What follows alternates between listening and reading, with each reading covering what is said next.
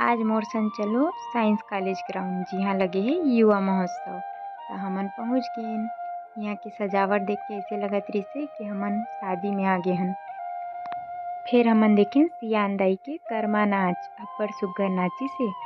फिर ओकर बाद हमन देखेन मोर पंख लगा के ए मन ह नाचत रहिस हे अब्बड़ सुग्घर। अइसने कई सारा दल मन आए रहिस हे जेमन अलग अलग जिला से आए रहिस हे अउ सुग्घर सुग्घर नाच करिस हे। एहा तीर धर के नाचत हे।